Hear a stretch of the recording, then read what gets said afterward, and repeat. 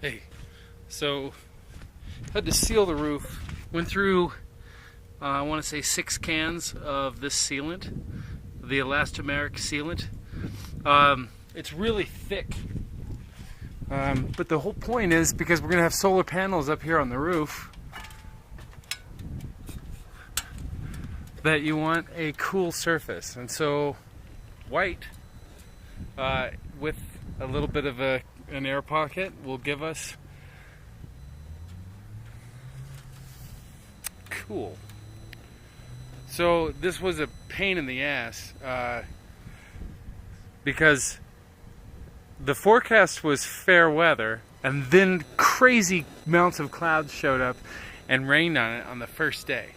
So then after we let it dry, most of the left side started to bubble up, and so we had to scrape all of that off. And so then a second coat got added, and then I just did the third coat, and this is real thick shit. It's just super thick. And then there's another kind of sealant coating that we're going to put over this. But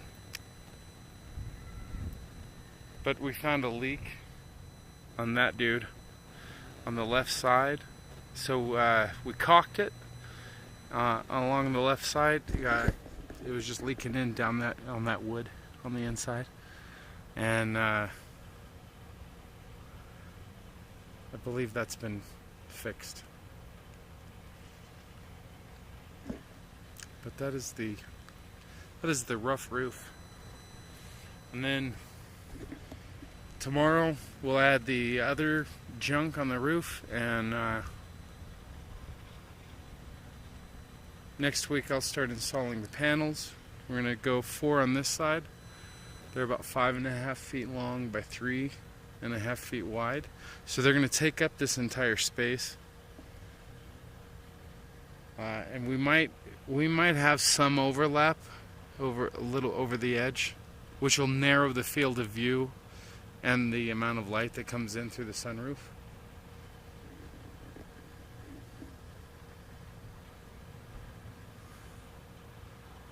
And then the idea with the solar panels, is that we've got Z brackets. I'll put bushings there, and then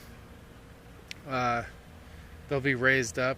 We're at 13 feet here, right? And I believe that the law says 14 feet is the maximum.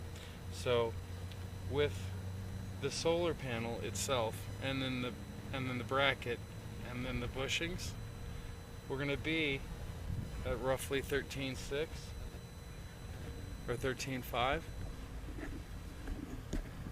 So we'll be pushing it.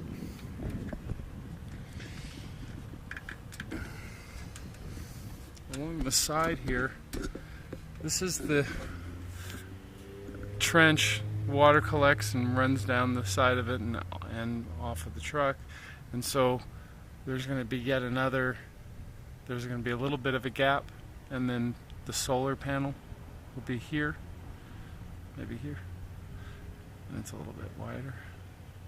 And so it will have a high profile, as high as my bubbles are.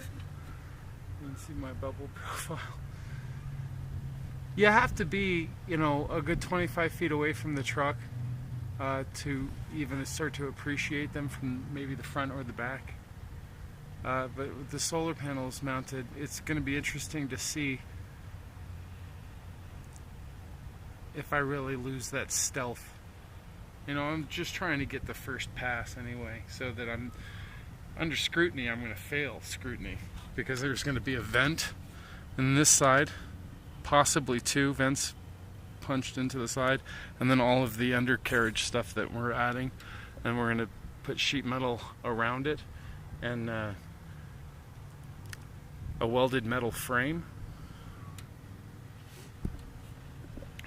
But this roof will be completely covered. Really, the only spaces that won't be covered are going to be those 2 on either side of that bathroom tube.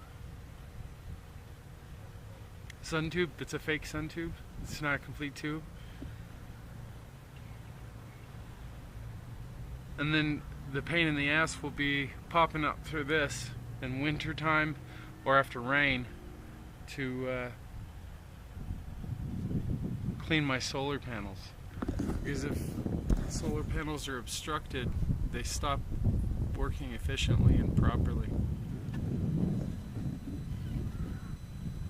Anyway, just looking at the beautiful whiteness of the top of my roof. Actually, kind of matches the business roof.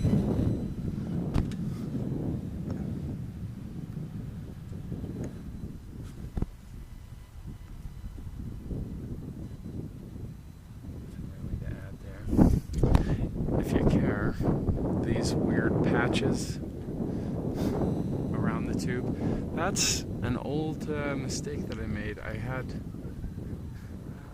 Mini Cooper sunroofs, panoramic sunroofs, here and here, and I cut the roof out and mounted them, but then I glued them shut somehow, and we couldn't get them to operate after we scraped all the glue out.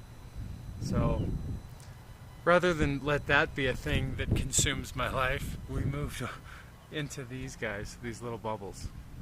And now that I'm looking at it, I'm wondering if that one was just put in backwards. I don't think it matters because this isn't going to be driving that often.